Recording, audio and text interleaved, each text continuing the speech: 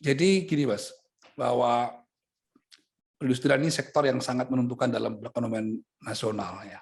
Saya sedikit berikan performan terkini terkait dengan perkembangan industri. Bahwa pada bulan Agustus kemarin kita mendapatkan kabar gembira di mana BPS dalam rilisnya menyatakan kinerja pembangunan sektor industri pada triwulan kedua tahun 2021 ini memperlihatkan kenaikan yang cukup signifikan dan tercatat sebesar 6,91% sejalan dengan pertumbuhan ekonomi yang sebesar 7,07%. Tentunya ini semakin memotivasi kita karena sejak triwulan kedua tahun 2020 kan sektor industri belum pernah mencapai pertumbuhan positif ya, karena pandemi kan. Bahkan pertumbuhan ini lebih tinggi dari angka pertumbuhan per triwulan pada tahun 2019, di mana saat itu kita belum begitu terimbas dampak COVID-19.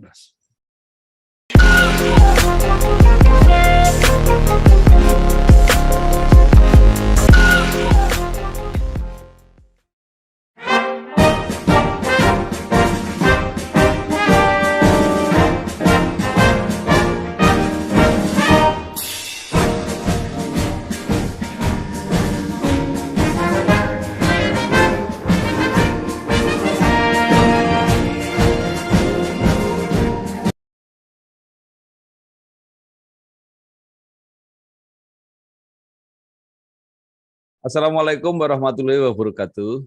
Bersama saya Bambang Sadono di channel Inspirasi untuk Bangsa. Mudah-mudahan channel ini selalu bisa memberi inspirasi, motivasi, edukasi, informasi, dan syukur bisa membantu mencari solusi. Kami sedang mempersiapkan beberapa video untuk Mangayu Bagio, untuk memperingati dan memaknai 64 tahun Universitas Diponegoro. Dalam usia yang 64 tahun ini tentu sudah banyak karya yang dihasilkan dan sudah banyak alumni yang dipersembahkan kepada nusa dan bangsa dalam bidangnya masing-masing. Nah, saya sudah bersama dengan Pak Mas Rokan Sulaiman. Beliau adalah alumni FISIP, Fakultas Ilmu Sosial dan Ilmu Politik, yang sekarang menjadi Irjen Inspektur Jenderal Kementerian Perindustrian. Apa kabar Pak Mas Rokan? Alhamdulillah sehat selalu. Kang Mas sehat ya? Alhamdulillah. Nah, Pak Mas Rokan, ini kan penjenengan sudah di dalam posisi yang strategis.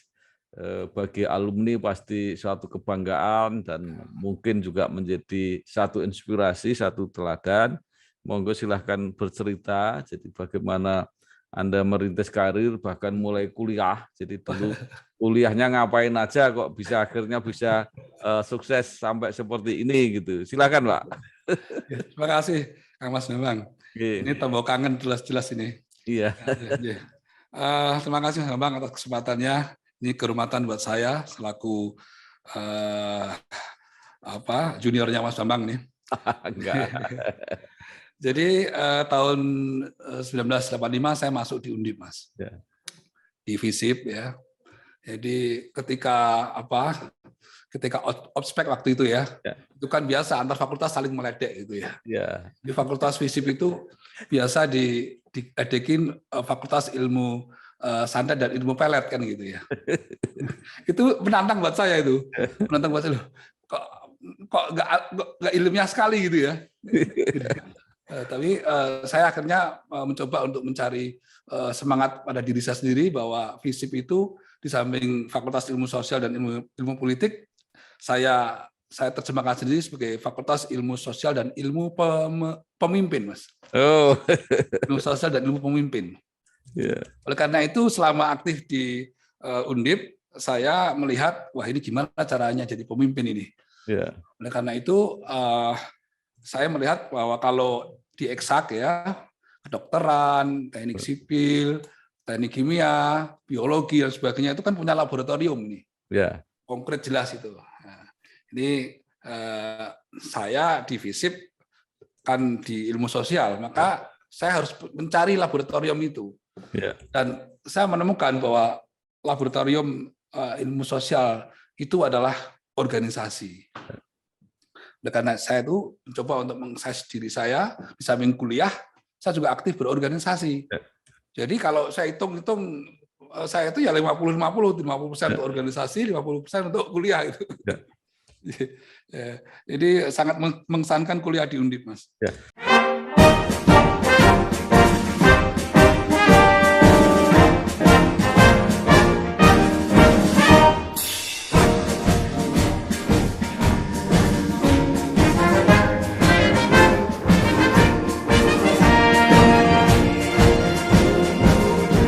Nah, organisasi ini organisasi intra atau organisasi ekstra, Pak Mas? Saya alhamdulillah di intra sebagai ketua umum senat FISIP ya.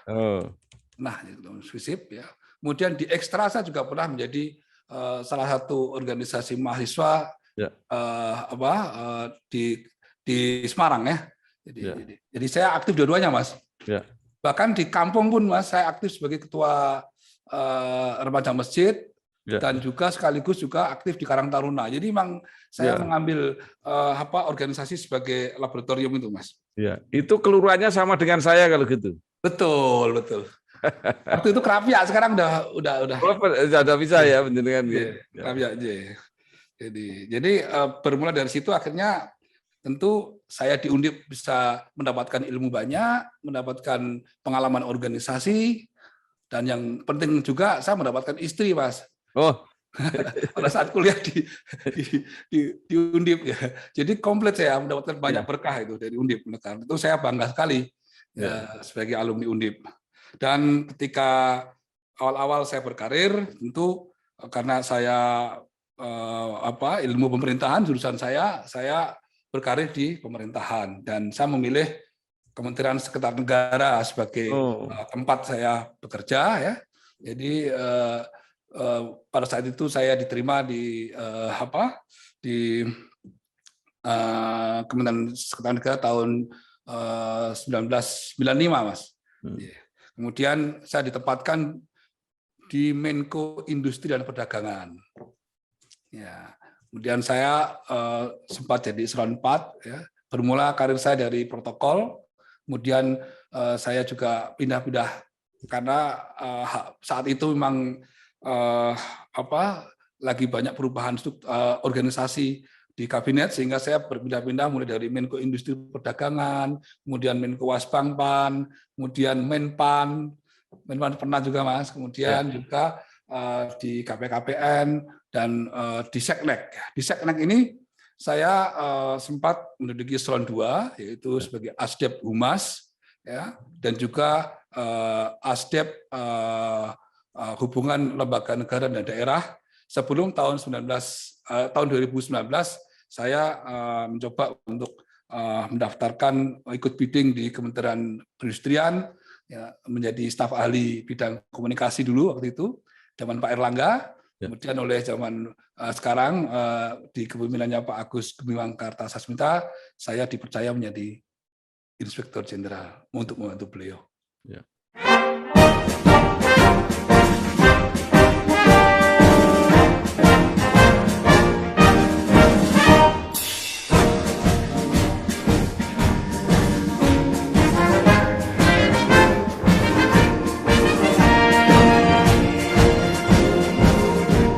Kira-kira pengalaman apa saja yang ketika dari kuliah itu yang kemudian sangat bermanfaat ketika merintis karir? Ya, pertama tentu transfer ilmu dari kuliah itu kan menjadi dasar saya dalam bekerja ya. Jadi prinsip-prinsip pemerintahan itu kan bisa saya dapatkan dari mata kuliah itu sehingga saya bisa memahami bagaimana bekerja di pemerintahan, kemudian juga jaringan, Mas. Jaringan berorganisasi ini kan membuat kita bisa berkomunikasi dengan banyak pihak dan berorganisasi itu kan kita bisa memahami banyak karakter orang sehingga kita bekerja itu kita sudah terbiasa ini menghadapi berbagai macam karakter orang ya sehingga alhamdulillah kita bisa bersama-sama melaksanakan tugas negara ini dengan baik. insya Allah.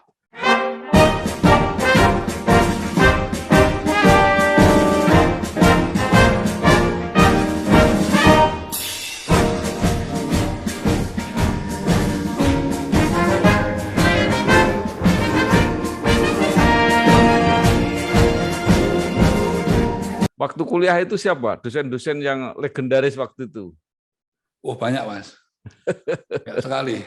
Ya, Pak Hartoyo, Pak Warela, ya, Pak Suwarso, kemudian juga ada Pak Kahar Bajuri. Itu top-top semua itu tuh. Jadi sempat Pak Edi juga itu. Iya. Termasuk Pak Darmanto masih ada waktu itu ya? Oh, masih Pak Darmanto. Kemudian juga ada Pak Warsito yang dosen bimbing skripsi saya itu, Pak Warsito. Ya, Pak Warsito kemudian jadi dekan. Iya, betul. Ya. Fauzi juga banyak sekali. Ya.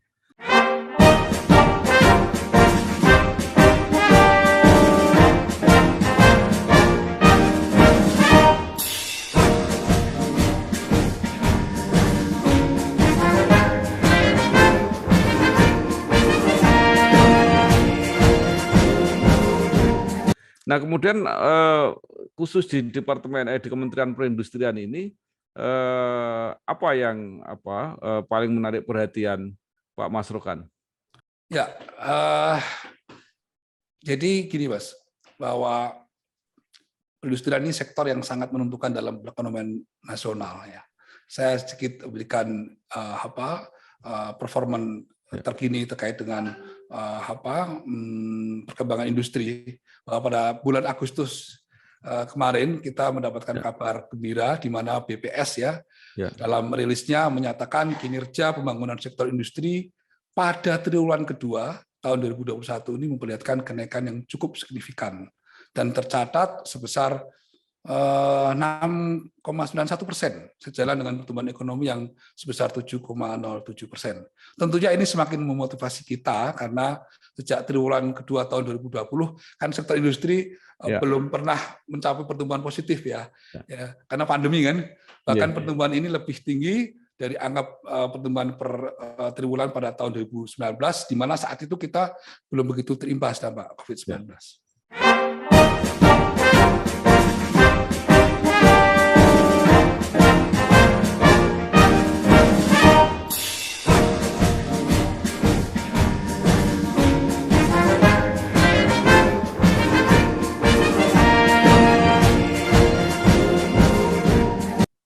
Di sini sektor industri pengolahan tetap menjadi motor penggerak roda perekonomian nasional pada triwulan kedua tahun 2021 ini ya. Terlihat dari kontribusinya Mas terhadap PDB nasional sebesar 19,29, lebih tinggi dibandingkan dengan sektor ekonomi lainnya.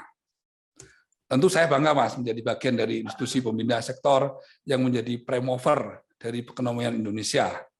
Angka-angka statistik capaian sektor industri ini menunjukkan bahwa langkah-langkah kebijakan pemerintah seperti implementasi PPNBM, DTP, kendaraan bermotor itu Mas, jadi pajak penjualan barang mewah ditanggung oleh pemerintah ya Mas. Kemudian kebijakan PTKDN, peningkatan produk dalam negeri, penguatan implementasi SNI, penerapan IOMKI. IOMKI ini adalah izin operasional dan mobilitas kegiatan industri, Mas. Jadi sebetulnya saat pandemi ini kan tidak boleh beroperasi industri, tetapi kalau kita tidak beroperasi, ekonomi bisa kolap, Mas. Bisa bahaya. Oleh karena itu kita punya kebijakan untuk memberikan izin IOMKI kepada industri-industri, tentunya dengan penerapan protokol yang sangat ketat. Ya. Kemudian ada subsidi impor dan sebagainya, yang itu akan bagian dari hal yang dalam mendorong recovery ini.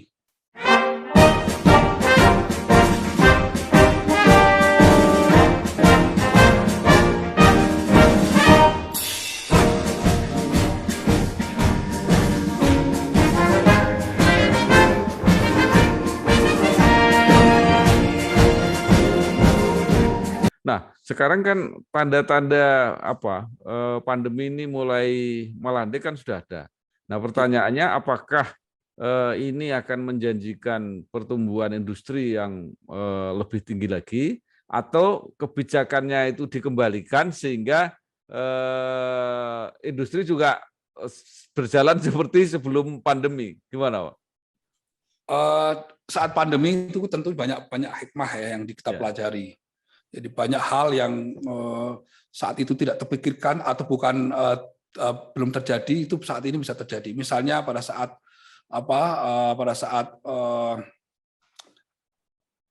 industri obat-obatan misalnya, di mana kita bahan bakunya itu hampir 90% import kan gitu ya. Kita dipacu untuk bisa membuat industri obat ini dengan bahan baku yang kita miliki ya, sehingga kita juga memanfaatkan herbal-herbal yang ada, kemudian alat kesehatan yang saat sebelum pandemi kita tidak terpikirkan bikin ventilator, tapi dengan adanya pandemi kita juga akhirnya bisa membuat ventilator sendiri ya, sehingga ini justru memberikan satu semacam blessing buat kita untuk kita harus semakin menguatkan struktur industri kita. Oleh karena itu kita siapkan untuk setelah pandemi ini, pasca pandemi ini, tentu industri kita utilisasinya juga harus lebih tinggi lagi dibandingkan sebelum pandemi yang lalu. Jadi ini semua dikerahkan upaya kita agar produksi kita meningkat, kemudian nilai ekspor kita meningkat, kemudian juga kita mengurangi impor ya. Kita punya program yang namanya substitusi impor 35% di tahun 2022 nanti. Sehingga dengan demikian kita insya Allah pada tahun 2030 akan menjadi 10 besar ekonomi dunia.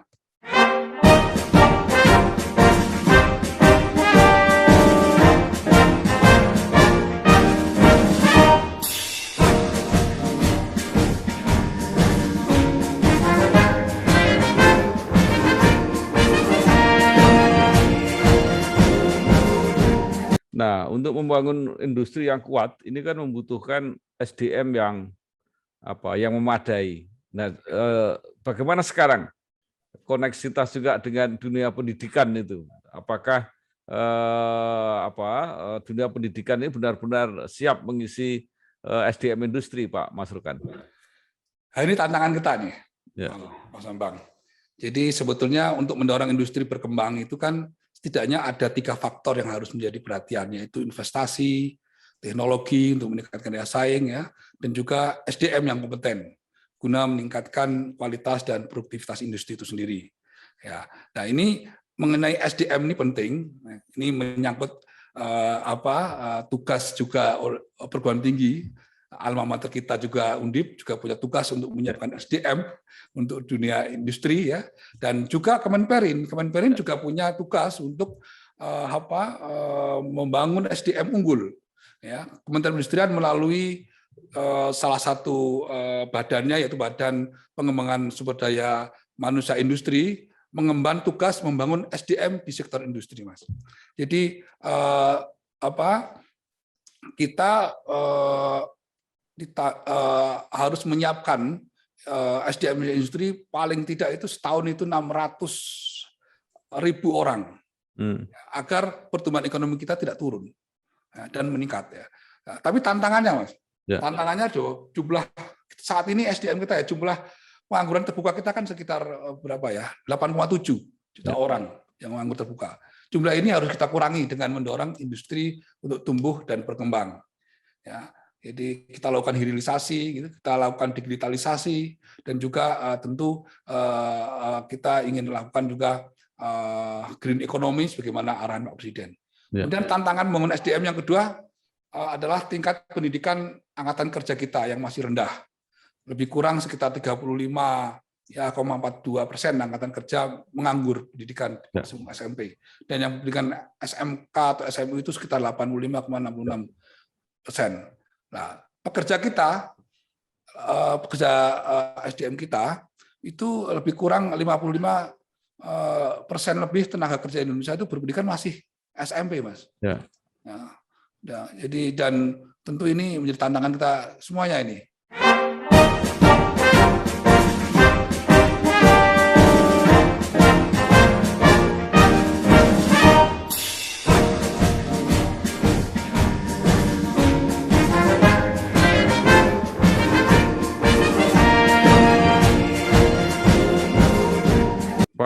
Pak Masrokan, itu ada pertanyaan, kenapa justru lulusan SMK itu banyak yang tidak mendapat pekerjaan? Nah, ini Mas, ini yang dipotret oleh kami Mas, bahwa ternyata selama ini itu link and match itu juga belum bisa diterapkan dengan baik ya kalau kita tidak melakukan langkah-langkah yang betul-betul terobosan ya. Itu dilakukan oleh Kemenperin Mas. Ya. Kami punya sekitar berapa ya? 21 lembaga pendidikan, Mas. Kami punya 21 pendidikan, mulai dari politeknik, akademi komunitas ya. Akom ya, akademi komunitas ya. Kemudian ada juga SMK sekitar 21. Itu semuanya, Mas, lulusan-lulusan politeknik itu sejak awal kita sudah lakukan pembahasan mulai dari rekrutmen kurikulum bersama dengan industri, Mas. Sehingga lulusan-lulusan dari lembaga pendidikan yang dimiliki oleh Kemenperin itu begitu lulus ya sudah ada penempatan kerjanya. Ya. Jadi kalau di lembaga kami, Mas, itu wisuda itu diumumkan si A lulus ya, dengan IP sekian ditempatkan di PT ini. Ya. Jadi lulusan-lulusan dari kami ini semua adalah memang dicetak untuk bekerja di industri. Ya.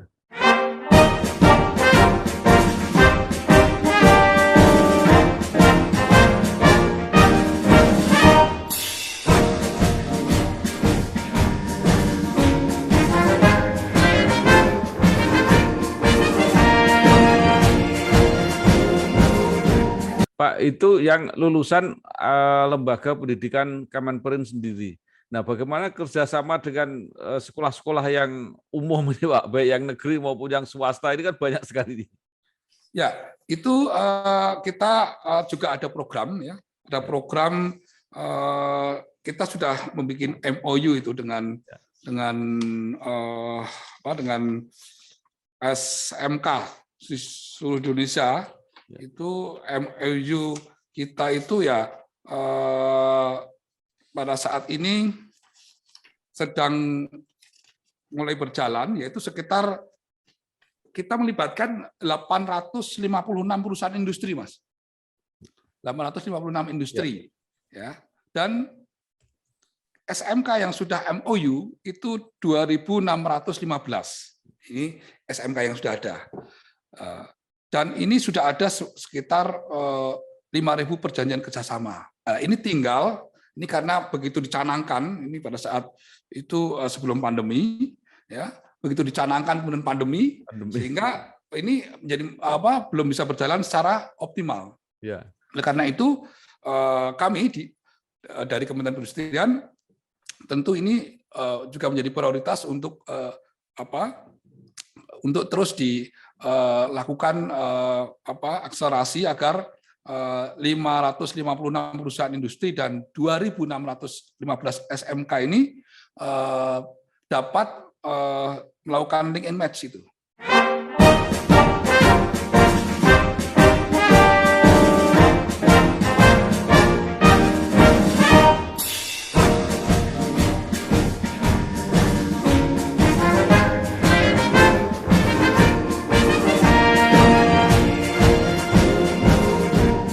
Nah, Pak Masrokan, sekarang kan di perguruan tinggi juga diperkenalkan kurikulum Merdeka Belajar, Kampus Merdeka, yang itu mewajibkan magang juga.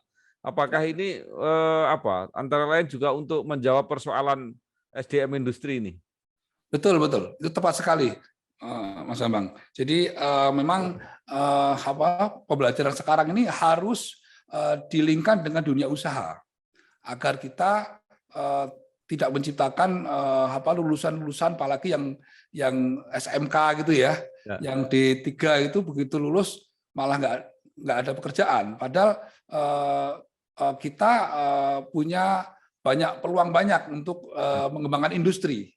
Oleh karena itu sekarang ini seluruh pendidikan vokasi, termasuk Undip juga punya vokasi itu, Mas. Itu harus kita lakukan link and match ya, dan juga tentu proses pemagangan ini bisa dilaksanakan, dan kami dari Kementerian Perindustrian saat ini sedang menyiapkan rancangan peraturan Presiden tentang revitalisasi pendidikan dan pelatihan vokasi, di mana nanti kami juga ingin memfasilitasi bagaimana perguruan tinggi yang ada ini bisa bekerja sama dengan dunia industri. Ya.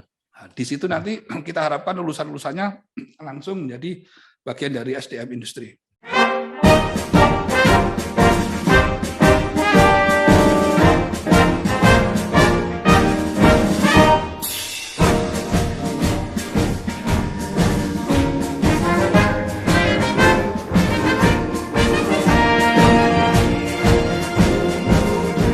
Pak Masrukan, Undip punya namanya sekolah vokasi. Ya, selain di kampus utama di Semarang, juga ada kampus terpisahnya itu ada di Demak, Rembang, Batang, dan Pekalongan.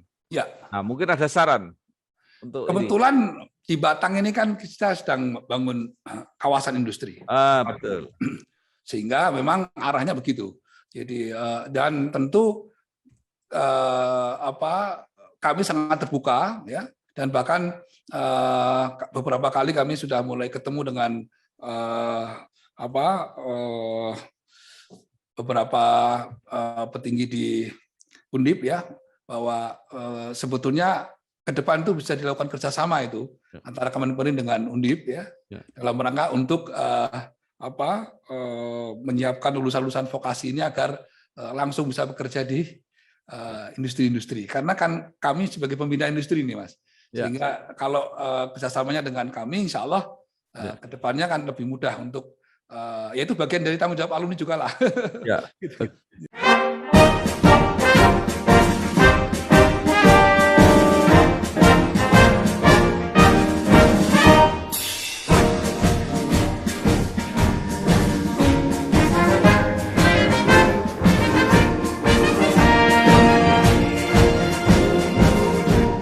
Nah, sekarang mumpung bicara tentang kawasan industri, Pak Masrukan, ini ada pertanyaan. Kan itu seperti beruntut itu ya wilayahnya kawasan industri itu, mulai dari Kendal, ya, kemudian Batang, kemudian akan ada lagi di Brebes. Ya. Nah, ini yang daerah selatan itu iri. Kenapa selatan tidak ada? Itu. Nah, itu jawaban Kemenperin apa? Oh iya. Ini gini, Mas. Ini sebetulnya prioritas untuk saat ini untuk kawasan itu kan sebetulnya di luar Jawa, Mas. Ya, karena kan di Jawa itu sudah sangat banyak sekali ya. Jadi ya nanti tentu untuk kawasan di Jawa Tengah bagian selatan ini kan juga sudah mulai tumbuh banyak industri. Tentunya ini juga akan menjadi perhatian. Namun untuk saat ini memang kita sedang mencoba untuk berikhtiar di luar Jawa ini agar imbang nih, Mas. Tapi kalau yang di bagian selatan kan kalau dengan Batang dengan Brebes itu kan masih dekat lah itu. Nanti bisa ada ada impact-nya lah itu. Iya.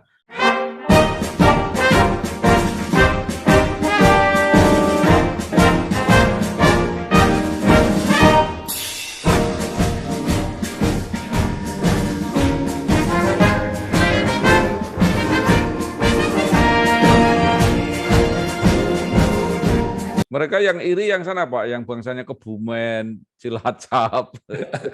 Ya. Jadi catatan, Mas, nanti, Mas. Ya, baik, Pak Masrukan. Sekarang ternyata sudah cukup lama kita diskusi.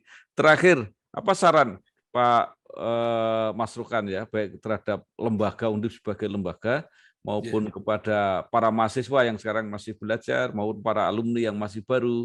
Jadi untuk mempersiapkan lulusan ini sebaik-baiknya sehingga tadi bisa link and match, bisa mengisi lapangan-lapangan kerja yang tersedia atau mungkin bahkan membantu mempersiapkan lapangan kerja. Ya, saya kira pertama kita harus solid ya. Antara Undip sebagai alma mater kampus kita tercinta, kemudian IKA Undip sebagai organisasi yang menaungi alumni, ya. Kemudian juga dengan mahasiswa, ya, adik-adik kita yang tentu sebagai calon-calon penerus pembangunan kita ke depan, dan juga yang tidak kalah penting juga adalah industri. Ya. Kalau saya itu karena 4 pilar ini harus saling solid, ya. Ada komunikasi dan dibangun semacam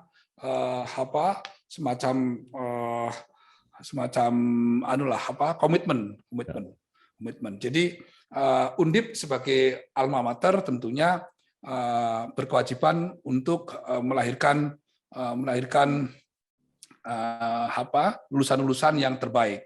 Oleh karena itu realisasi atau implementasi dari Tridharma perguruan tinggi, yaitu pendidikan, penelitian, dan pengabdian, ini tentu harus menjadi satu kualitasnya harus menjadi perhatian bagi Undip, ya.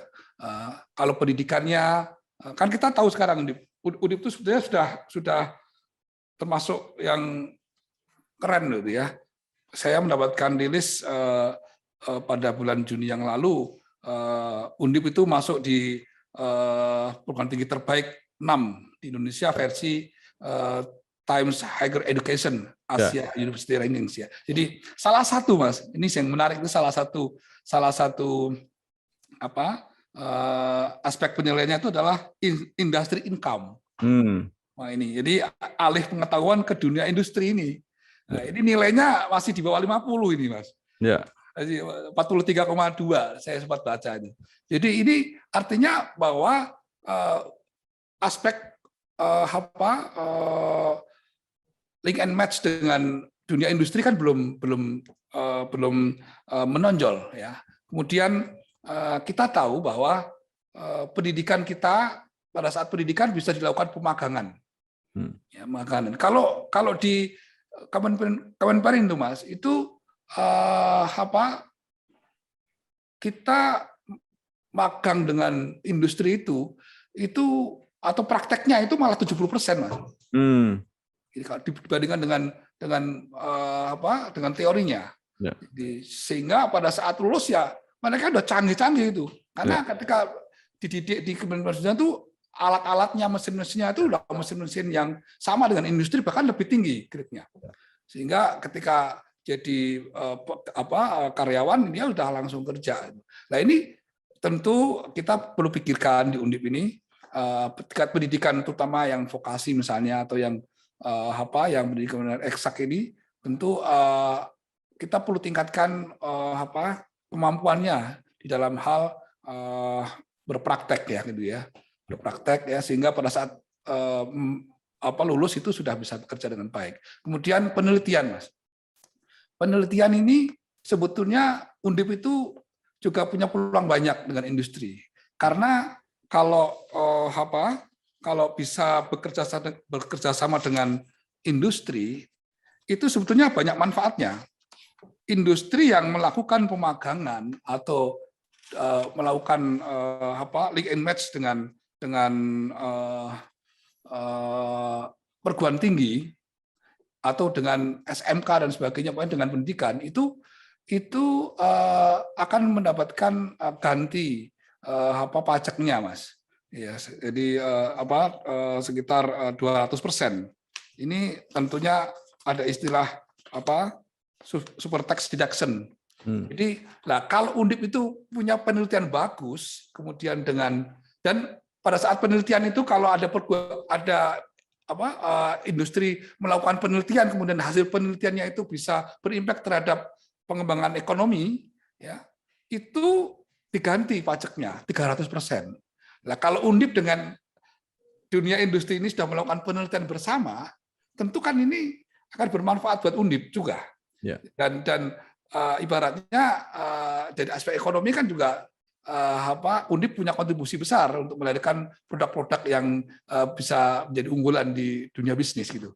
Jadi ini peluang-peluang seperti ini mesti harus ditingkatkan oleh Undip. Kemudian IKA sendiri sebagai organisasi, saya kira ini juga harus selalu kompak dengan kampus ya, dengan alma mater kita bersama-sama punya keberpihakan, ya, bahwa Undip lulusannya adalah lulusan-lulusan yang memang siap untuk bekerja di dunia usaha dan di dunia lainnya, dalam arti di pemerintah dan sebagainya. Jadi saya melihat bahwa komunikasi antara kampus, kemudian IKA Undip, dan alumni yang ada di beberapa tempat-tempat strategis ini masih belum secara sistematis diberdayakan dengan baik. Ya, jadi alumni juga masih banyak yang berjuang sendiri-sendiri, Mas. Jadi, oleh karena itu ini posisi IKA Undip, apalagi sekarang kepemimpinannya Pak Mukoam yang saya lihat beliau sangat gigih ya untuk membesarkan nama Undip ya melalui IKA Undipnya itu saya kira kesempatan Pak Mukoam untuk mengumpulkan alumni-alumni dan pemerintahan di BUMN, di swasta, kan itu Mas. Sudah di jajaran-jajaran yang lain untuk berkontribusi, ada keberpihakan. Sebab perguruan tinggi yang lain melakukan itu, ada keberpihakan. Ya, ibaratnya kalau nilainya sama, kemudian dia dari Undip itu kan ada keberpihakan di situ. Ya, oke. Saya kira gitu Mas. Jadi saya kira harus kompak, dan mahasiswa juga harus belajarnya belajar yang tekun dan juga membangun jaringan yang kuat. Jadi, kalau saya sih tetap menyarankan mahasiswa jangan lupa berorganisasi, Mas. Ya, dan nanti saat kerja itu dia mampu mengaktualisasikan dirinya di dalam berbagai macam karakter orang. Saya kira begitu, Mas. Baik, terima kasih Pak Mas Rohan Sulaiman, Inspektur Jenderal Kementerian Perindustrian yang telah memberikan banyak sekali saran dan peluang yang bisa dimanfaatkan oleh Undip secara institusi maupun oleh para mahasiswa dan para alumni. Terima kasih, sukses.